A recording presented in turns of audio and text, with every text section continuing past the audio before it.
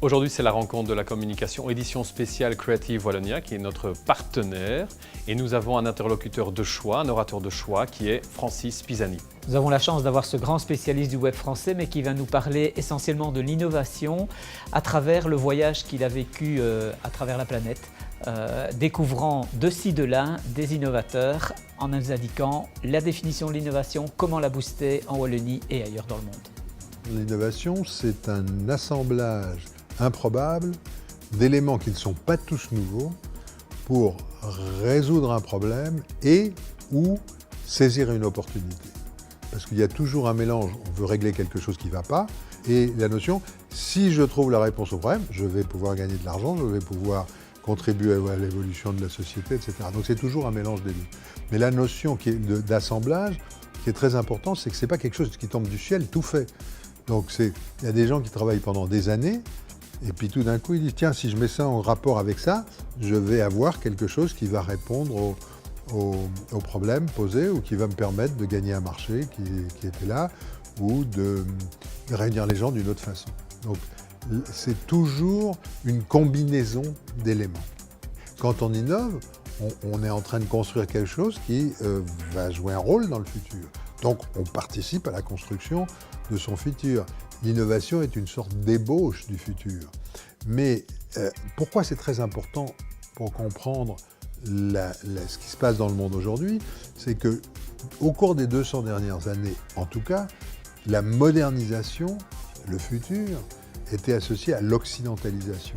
Et donc il y avait de bonnes raisons pour s'y intéresser, mais aussi pour s'y opposer, pour la prendre en partie, mais pour leur jeter, pour une ambiguïté qui est problématique et avec lesquelles beaucoup de gens ont eu beaucoup de difficultés. Alors que si on dit la modernité, je la crée moi-même, ou je participe à sa création d'une façon connectée avec le reste du monde, à ce moment-là, le rapport à la modernisation s'inverse et on en devient, sinon le maître, mais le co-créateur. Donc, innover, c'est être le co-créateur de son futur ou c'est se donner une chance d'être le co-créateur de son futur. Et il y a plein de gens qui trouvent que c'est vraiment intéressant.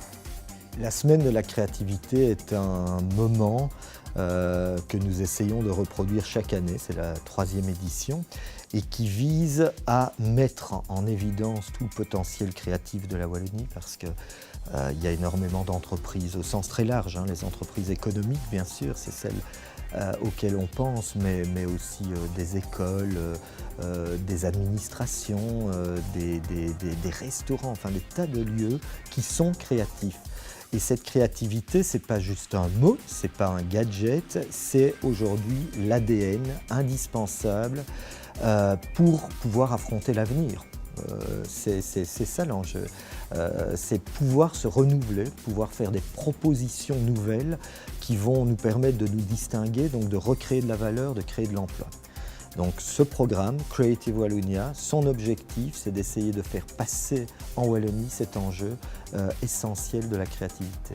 Alors rendez-vous le 7 décembre pour la prochaine avec un thème qui nous concerne tous, à la fois les communicateurs publics et leur public, c'est comment revaloriser le service public. On sait son utilité, son histoire, mais aussi les clichés qui continuent de circuler à son encontre. Donc les communicateurs ont à cœur, je le sais, et nous allons voir comment revaloriser ce service public dont la population a besoin. Alors comme orateur, nous aurons Jean-Marc Nollet, ministre de la fonction publique. Nous aurons Frédéric Delcor qui va nous expliquer comment on passe de la communauté française à la Fédération Wallonie-Bruxelles. On aura également un professeur d'université, François Lambotte. Et nous aurons également Gwenaël Anquet de chez Minal Design Stratégie qui a déjà pas mal d'expérience dans des changements de nom et de marque. On vous donne rendez-vous le 7 décembre, comme d'habitude, au Cercle de Wallonie.